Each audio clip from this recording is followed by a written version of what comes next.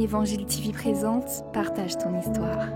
Des témoignages émouvants et bouleversants, des moments insolites, du rire et des larmes, des vies changées radicalement, des guérisons incroyables et fascinantes, des personnes témoignant de leur rencontre personnelle avec Dieu, comment il a agi dans leur vie et dans leur famille, sans oublier des temps de déclaration et de prière. Bienvenue dans Partage ton histoire avec Chantal Rocamboura. Bonjour à tous et bienvenue dans Partage ton histoire. Alors aujourd'hui, je reçois Moussokoura qui est née et a grandi dans une famille entièrement musulmane et dès l'âge de 15 ans, elle a même encouragé d'autres membres de sa famille à prier parce qu'elle-même, elle avait commencé à faire ses 5 prières, à s'impliquer véritablement dans la religion. Sauf qu'un jour, elle a été invitée dans un groupe de maison, un groupe de prière par son cousin et elle a appris que son cousin était devenu chrétien. Alors ça a été le choc total, mais finalement, je ne vais pas vous donner bien sûr la suite de l'histoire, mais nous allons voir quel choix elle a dû faire et quelles ont été les conséquences de ces choix. On se dit à tout de suite pour écouter son témoignage.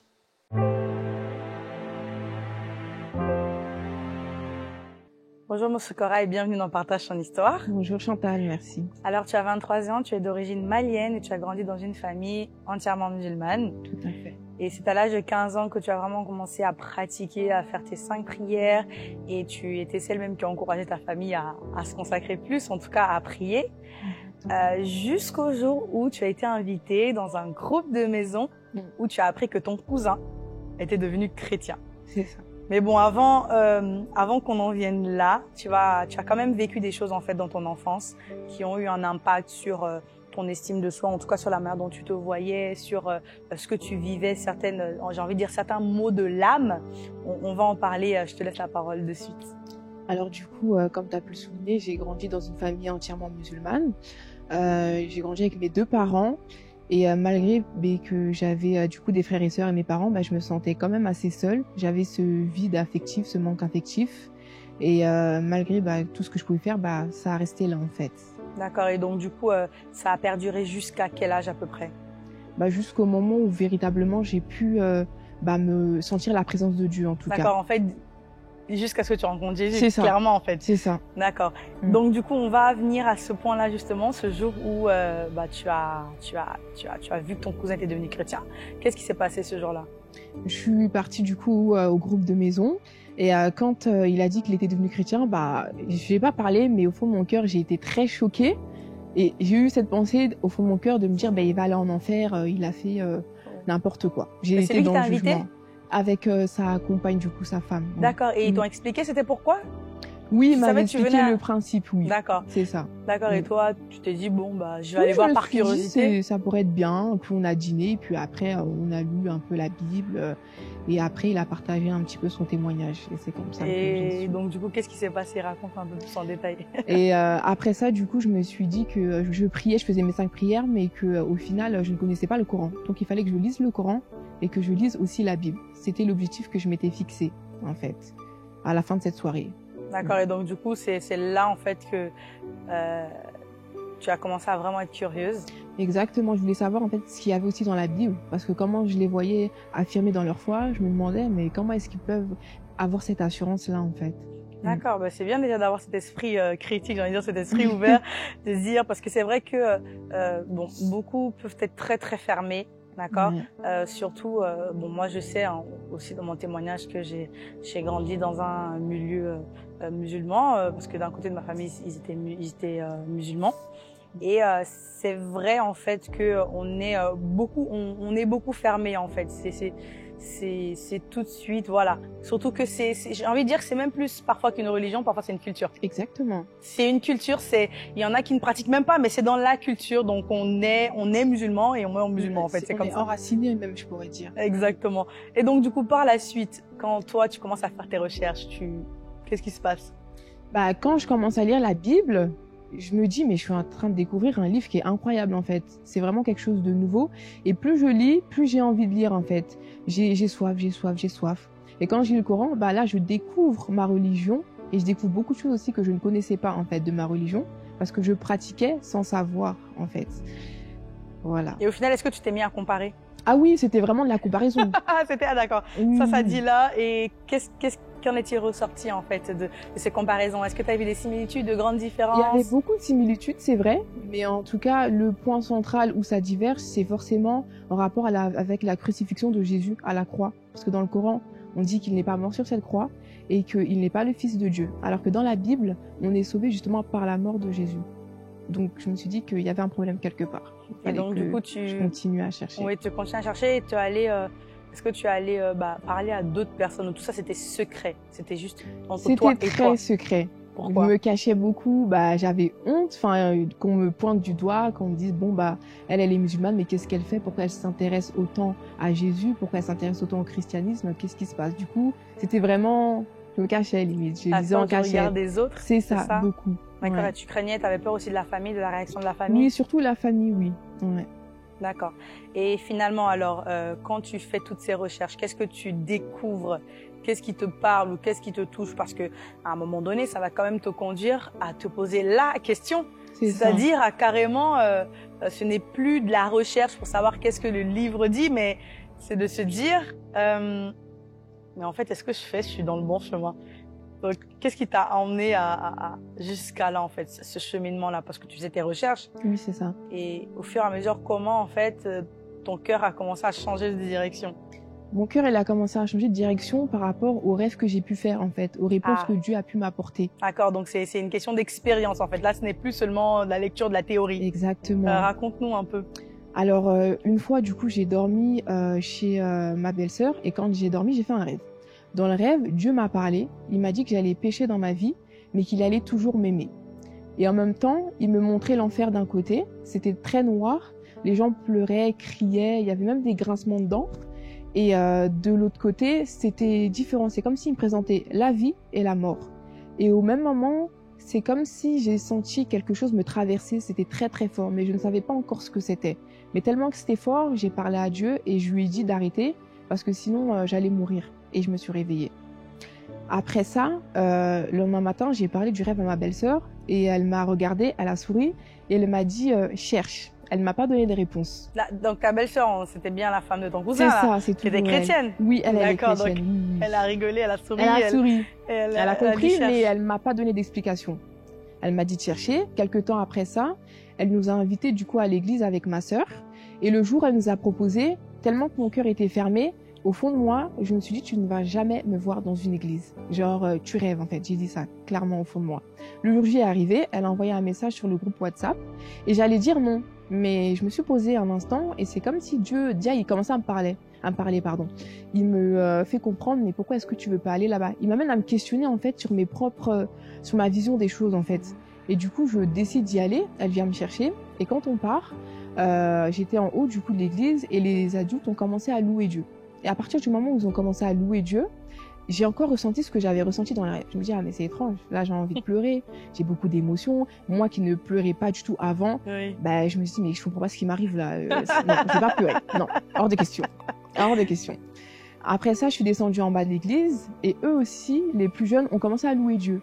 Et j'étais assise et j'ai regardé le mur et je vois le visage d'un homme qui apparaît avec plein de petites lumières, un homme qui avait des cheveux longs.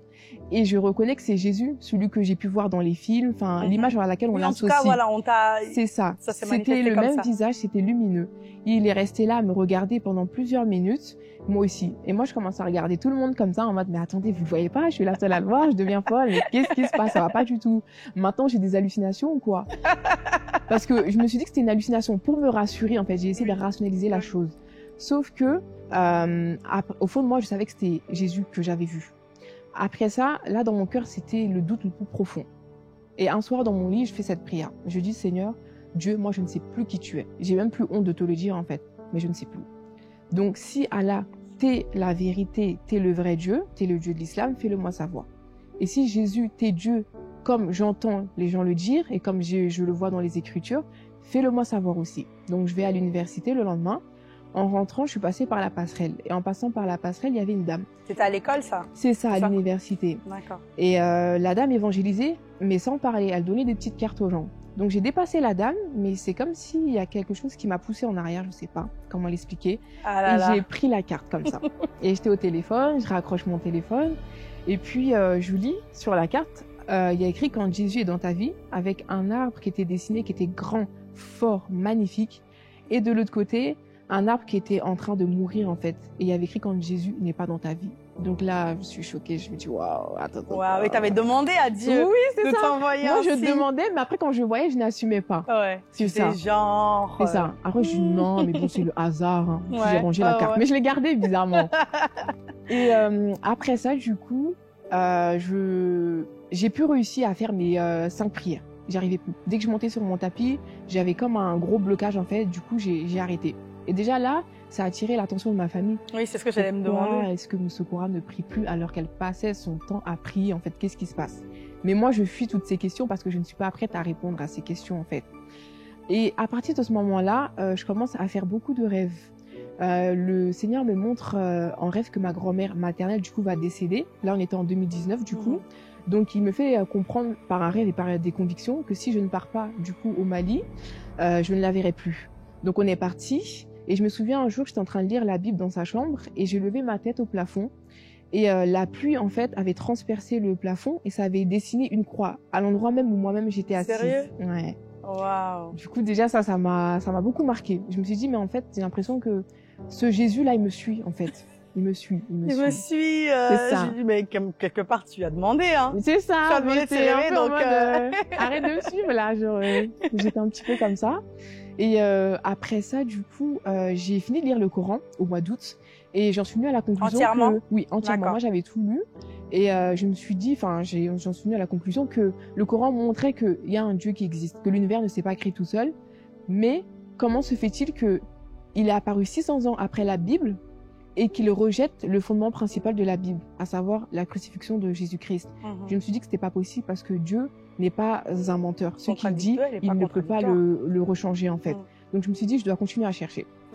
Après ça, ma grand-mère, elle est décédée. Donc ce que Dieu m'avait montré en rêve s'est produit. Donc je rentre en France et encore, j'ai endurci mon cœur. Je me dis que non, je suis musulmane, je vais rester musulmane coûte que coûte. Je suis à l'université, je suis en train de déjeuner à l'extérieur et il y a 2 personnes qui viennent me voir. Elles me posent des questions générales et après on se recentre un peu sur Dieu et on en vient forcément à parler de Jésus. Et on me propose un groupe de maison, mais à l'université du coup, pour étudier un petit livre qui s'appelle Évangile.net. Donc j'ai accepté, je suis partie. Et là, on était en 2020, ça a été le confinement et j'ai dû aller du coup chez une tante à moi en Picardie. Et ça a été le mois du Ramadan. Et là, je me suis posé la question, est-ce que je vais jeûner? Et comme il y avait toute ma famille, j'ai quand même, c'est vrai, je l'ai fait parce que je me suis dit que je voulais pas qu'on me pointe du doigt. Mais je me suis dit aussi, bon, tu vas quand même te laisser une dernière chance. Tu vas prier et demander à Allah que si vraiment l'islam c'est la vérité. Je voulais encore une confirmation. C'est ça, mais ça n'a été que ça. 2-3 fois, mais bon, c'est passé, je voulais vraiment un truc, mais... T'as raison. C'est ça, Tu cherchais, t'as raison, oui. C'est ça. Donc, je lui dis, si vraiment l'islam c'est la vérité, fais-moi rester dans ça. Je jeûne, je prie. Sauf que quand je fais les prières avec toute la famille, j'ai l'impression d'être plus loin de Dieu, en fait. J'ai l'impression de répéter des paroles, mais je sens plus mon cœur vibrer comme quand je pouvais parler à Dieu, en fait. Je sens vraiment cette différence-là. Donc, je fais, mais je me dis, c'est seulement un acte, en fait. C'est pas de cœur à cœur, en fait. Il n'y a pas ce cœur à cœur-là. Donc, le Ramadan finit, mais je suis toujours au même point, en fait. Je sais pas. Je suis perdue. Enfin, je suis pas à l'aise, en fait. Je suis perdue. Donc, je repars en vacances au Mali, comme l'année d'avant. Et faut savoir que la première année, du coup, j'avais rencontré une personne de l'entourage de mon père. Et quand j'ai vu cette personne, Dieu m'a parlé. Il m'a fait savoir qu'il lui restait pas beaucoup de temps à vivre et qu'il voulait que je lui parle de lui. Jésus voulait que je parle de lui à cette personne. Mais cette parole-là, quand je l'ai reçue, j'ai eu peur. Je me suis dit que peut-être c'était mon imagination. Et je me suis dit, en plus, je suis au Mali, un pays majoritairement musulman, à plus de 90%. Bien sûr. Comment est-ce que ça va être reçu? On va peut-être me dire sorcière ou des choses comme ça. Donc, j'ai gardé. Sauf que je suis rentrée en France et c'est vrai que cette pensée-là, elle revenait toujours en fait. Mais je n'ai rien dit, j'ai gardé. Et un soir, on a reçu un appel avec ma sœur et on a appris du coup qu'il était décédé. Ah oui. Et quand il est décédé, là, ça m'a fait vraiment très très mal. Et je me suis rendu compte de l'information que j'avais et que j'ai pas transmise, des conséquences en fait. Et j'étais dans le regret. Je dormais même plus la nuit, je pleurais beaucoup. Ça m'a choquée en fait. Et à la suite de ça, je me suis dit, c'est bon. Il y a une vie après la mort, en fait. Il faut qu'on sache où est-ce qu'on va aller. Donc moi, je veux savoir en fait. C'est la question aussi que beaucoup de personnes se posent, et même entre l'islam et le christianisme, et en tout cas certains témoignages que j'ai pu voir où des personnes, c'était la question qui faisait en fait qui se rendaient compte qu'ils n'arrivaient pas à trouver cela en fait dans l'islam. Ils n'arrivaient pas à savoir exactement. Mais en fait, je vais où? Alors que forcément dans la Bible avec Jésus c'est clair, il a payé le prix et ça c'est réglé. Et donc du coup ensuite, un jour je vais au travail et je fais cette prière dans le bus. Je lui dis Jésus, si c'est vraiment toi qui m'appelles depuis ces 2 ans et demi, 3 ans. Encore une fois. Je vais l'embêter un petit peu, je vais le titiller. Je lui dis écoute, moi je veux que tu m'envoies une femme et que ce soit cette femme-là qui me dise que c'est bien toi Jésus-Christ qui est Dieu et qui m'appelle. Et comment je vais la reconnaître cette femme grâce à ses sourcils. C'est-à-dire? Je voulais qu'il m'amène une femme qui ait des sourcils qui soient différents, des sourcils que j'ai eu l'habitude de voir en fait, que j'ai l'habitude de voir au quotidien. Mais toi tu fais pas des prières. Ah ouais, c'est précis hein. Ouais, c'était précis pour ne plus que je puisse dire ah bah non, c'est pas Dieu, c'est le hasard. Ah ouais. Je fais cette prière très courte hein. Et puis les mois passent, c'est encore le mois de Ramadan et encore la même question. Moussokora, est-ce que tu fais le Ramadan? Ça a quand même pris du temps au final, parce que tu voulais pas lâcher hein. Non, tu voulais pas lâcher. Un cœur dur. Ouais, tu voulais pas lâcher, mais non. comme on dit, il y a aucun cœur qui est trop dur pour Dieu. Ah oui, Dieu, il a tout son temps pour t'attirer à lui, et finalement, donc le Ramadan revient encore et tu sais toujours pas. Non, je sais pas. Mais là, je sens que Dieu me dit, moi je n'aime pas l'hypocrisie. Arrête de faire les choses pour les gens ou de faire les choses parce que tu as peur du regard des gens en fait. Donc là, je décide de ne pas faire le Ramadan. Et je me sentais pas bien parce que toute ma famille le faisait, encore une fois. Et puis moi, j'étais un petit peu comme le poussard noir à côté qui ne le fait pas. Donc j'envoie un message à une amie qui s'appelle Exaucée, que j'ai rencontrée à l'université en première année. Et du coup, elle est chrétienne. Mais malgré qu'on se côtoyait, ben, je ne lui ai jamais parlé de tout ce que j'avais vécu. Et là, je lui dis que je me sens pas bien et qu'il faut qu'on se voit pour parler. Elle me dit, ok, je lui propose qu'on se voit au parc des Buttes de Chaumont à Paris. Mais c'était trop loin de chez elle. Du coup, elle m'a proposé le parc Kellerman à Paris. J'ai accepté. Le jour J, j'y vais, je sors de la rame de métro et là encore, les gens sont en train d'évangéliser. Je me dis, ah ouais, cette journée elle a l'air spéciale. Hein. Ah oui. Donc, on me tend un évangile de Jean, je le prends, je vais dans le parc et tout ce que là, je t'ai expliqué, je lui explique. Ensuite, elle me dit, bon, Moussokora, lève-toi, on va monter un petit peu en haut du parc. Et tellement que j'étais triste. Et j'arrivais à un point où vraiment, je me disais, non, j'ai pas réussi à trouver Dieu, je suis à ça d'abandonner limite. Mais le Seigneur, il me donne un peu de courage et je me lève, on monte, on s'assoit sur un banc, on discute et à un moment donné, je tourne ma tête à droite et je vois encore 2 personnes qui sont en train d'évangéliser, 2 femmes. Donc là, je parle à Dieu. Je dis, mais je pense que c'est cette femme que tu m'as envoyée, Seigneur. Et il me dit, écoute, bouge pas. Si c'est elle, elle va venir à toi, mais toi, moi, je veux que tu restes ici. Ne bouge pas. Je dis, ok, pas de problème, je reste là. C'est quand même fou, hein. Ça veut dire que tu parlais en fait avec Dieu quand même. Oui, je sais pas ça, si c'est marrant. Seigneur, il est trop fort, c'est waouh, vas-y. C'est très marrant. Donc, la dame finit par venir à nous. On s'en doutait un petit peu. Elle nous salue et puis elle me dit, toi, tu es musulmane. Donc, moi, je regarde ma copine comme ça, en mode, qu'est-ce qui se passe là? Comment elle sait ça? Qui lui a dit? Alors que moi-même, on me parle, je reçois des choses, mais je me demande comment elle le sait. Et puis, je lui dis, c'est compliqué. Elle me dit, écoute, moi, je vais venir à te dire beaucoup de choses là maintenant. Je sais que ça va te blesser, mais je dois te dire toutes ces choses. Elle m'a dit, t'es né pour servir Dieu, c'est ta destinée. T'auras beau l'éviter comme tu le fais depuis tout ce temps. Le point final, c'est que tu vas le servir parce qu'il t'a créé pour ça, en fait. Amen. Et quand elle me dit ça, oh là là, les larmes. Parce que je savais que Dieu m'avait répondu à ce moment-là. Et puis, j'ai levé la tête. J'avais les yeux remplis de larmes. Limite, je voyais pas très bien. Mais malgré que je voyais pas très bien, j'ai regardé ses sourcils. C'est ça. Vraiment, je suis allée au bout. Pour moi, vraiment, si Dieu il était allé au bout. Et alors, ses sourcils, ils étaient faits au tatouage. Elle les avait rasés et elle avait fait un tatouage sur ses sourcils, enfin, des sourcils en forme de tatouage. Donc là, j'ai dit, t'as pas de photo parce que franchement, si tu un jour sur tu Facebook. vois, tu l'as? Oui. Ah bah, j'ai pas pensé. On demandera l'autorisation pour voir si on peut mettre parce que là, franchement, moi, ça me. Il y a pas de souci. Ça passe dans ma tête. Et donc là, tout y était. C'était une femme qui venait à moi et elle me disait que Jésus-Christ m'appelait depuis tout ce temps. Et elle avait les sourcils. Et elle avait les sourcils différents des tiens, des miens. C'était vraiment différent. Donc là, je pleure, mais je suis remplie de joie en fait. Et elle me fait savoir que ma copine qui est là, Dieu l'a mise sur mon chemin justement pour m'épauler, pour que ce soit un pilier pour moi. Donc toutes les deux, on ressort de ce parc rempli d'émotions. On se dit, aujourd'hui franchement, Dieu il a mis le niveau. Hein. Franchement, on se repose parce qu'on n'a plus d'énergie. Donc on rentre à la maison et du coup, là je reçois un appel d'une de mes tantes du Canada qui me fait, qui me demande pourquoi est-ce que je prie plus. Donc moi, je reste assez évasive parce que je me suis dit, mes parents ne savent pas encore. Donc je ne me vois pas lui annoncer à elle que je veux devenir chrétienne. Elle me donne beaucoup de conseils, etc. Et je la remercie parce que je sais qu'elle l'a fait par amour, malgré tout. Et ensuite, un mois passe et j'ai toujours pas donné ma vie à Jésus parce que j'avais peur, en fait. Parce que quand même, j'ai grandi dans une famille musulmane. Encore à ce moment-là, j'étais musulmane. Et me dire que, en fait, j'étais à ça, en fait, vraiment de passer de l'autre côté. Donc, j'avais cette peur-là de me dire, est-ce que je vais être rejetée par ma famille? Qu'est-ce qui va se passer? Un jour, je vais rendre visite à une amie. Et avant d'y aller, Dieu me met à cœur d'acheter une Bible, alors que j'ai pas encore donné ma vie à Jésus. J'y vais, on discute, et je lui donne cette Bible, et je lui raconte tout mon témoignage. Le lendemain matin, je rentre, et dans les transports, je suis assise, et je me dis, mais qu'est-ce qui s'est passé hier? Je me dis, mais non, c'est pas Moussa qui a fait ça, c'est pas possible, en fait. J'étais ivre, qu'est-ce qui s'est passé? Alors que j'étais sobre, j'étais consciente. Donc je me dis, mais en fait, Jésus, il est en moi, en fait, ça y est. Genre, c'est lui qui a fait ça, c'est pas moi.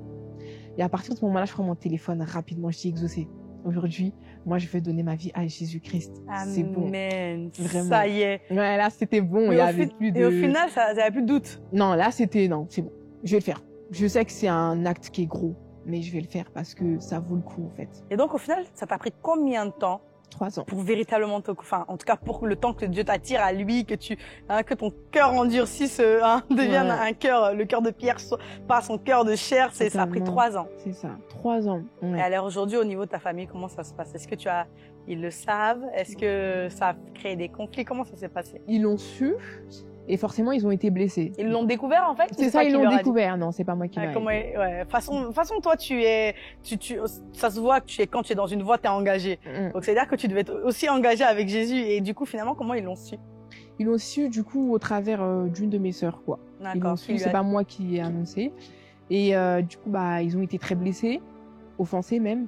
Et je le comprends totalement parce que je suis leur fille, ils m'aiment, comme moi aussi je les aime. Bien sûr. Donc c'est une réaction qui est normale. Oui, et forcément. Si j'étais à leur place aussi, j'aurais réagi de la même façon. Tout à fait. Mais malgré tout, ils continuent à m'aimer et à m'accepter parce que je vis toujours avec mes parents. Aucun membre de ma famille ne m'a dit je ne te parlerai plus ou quoi. C'est une grâce. Vraiment. C'est vraiment une grâce parce qu'il y en a plein de musulmans que lorsqu'ils deviennent chrétiens, ça y est, on les renie, on les met dehors et puis on ne veut plus en entendre parler. C'est vraiment une grâce. Exactement. Donc pour ça, oui, je remercie beaucoup Dieu. Et à la suite de ça, Exaucé du coup m'a invité à l'église MLK, Martin Luther King à Créteil. Et dès que je suis partie là-bas, je me suis dit waouh, c'est ici vraiment que je me sens de grandir en fait encore plus avec Dieu. Amen. Et le Seigneur me met à cœur de me baptiser. En fait, il me dit ouais, Moussa, là c'est bon, t'es prête. Donc je suis les cours pour la préparation. Ensuite, je me fais du coup baptiser le 12 mars 2022. Et depuis lors, je continue à marcher avec Dieu, même si c'est pas facile tous les jours, mais je sais qu'il est là et que je ne suis pas toute seule. Amen. Et tu as enfin l'assurance de ton salut. Exactement. Tu sais au moins que si c'est terminé aujourd'hui, tu vas au ciel parce que Jésus-Christ. Amen. Amen. En tout cas, merci beaucoup, Moussa Koura. Franchement, c'est un témoignage puissant. Et d'ailleurs, s'il y avait quelqu'un aujourd'hui qui te regardait et qui passe exactement par ce par quoi tu passais, en fait, finalement, et qui se pose des questions aujourd'hui, comme toi à l'époque, et qui se dit, en fait, je sais pas, je suis vraiment perdue, je ne sais pas où est-ce que je dois me positionner entre l'islam, entre Jésus. Qu'est-ce que tu pourrais lui dire? Moi, je dirais à cette personne de tout simplement chercher Dieu, de ne pas chercher forcément juste dans une religion, mais de juste chercher Dieu, parce que Dieu, c'est une personne, et il n'est pas simplement lointain dans le ciel, il existe. Et forcément, quand on le cherche avec un cœur sincère, quoi qu'il arrive, on finira par le trouver, quel que soit le temps, la durée ou les efforts, même la fatigue, parce qu'il y a des moments où on se sent découragé. Moi, j'invite vraiment toutes ces personnes à persévérer, car vraiment, je le déclare même, elles finiront par le trouver en fait, c'est certain, il n'y a pas de doute. Amen, amen, merci beaucoup.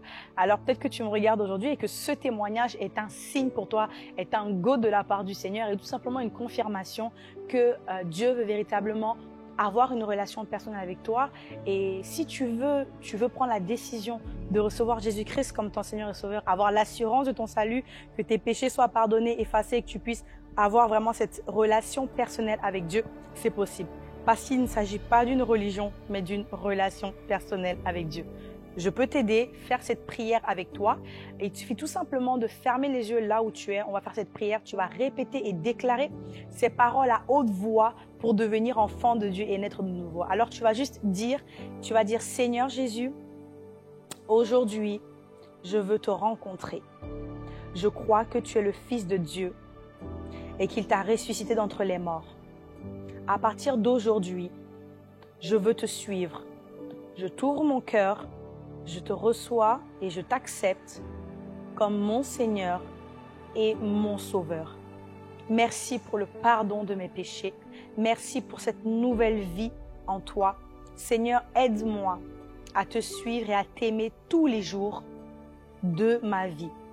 Les choses anciennes sont passées et voici toutes choses deviennent nouvelles. À partir d'aujourd'hui, je suis né de nouveau et je deviens enfant de Dieu.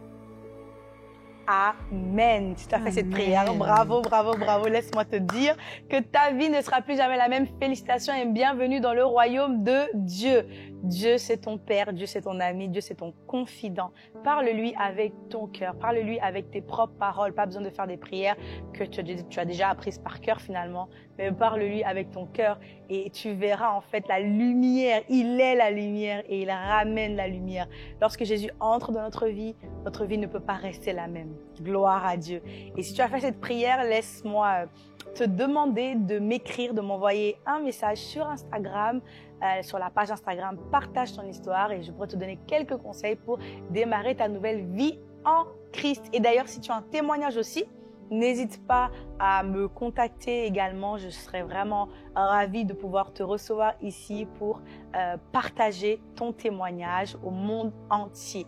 Alléluia. Merci encore Mousokora pour ce témoignage. Plaisir, que Dieu te bénisse abondamment. Amen. Et puis merci à vous tous de nous avoir suivis. On se donne rendez-vous pour un prochain témoignage dans Partage ton histoire.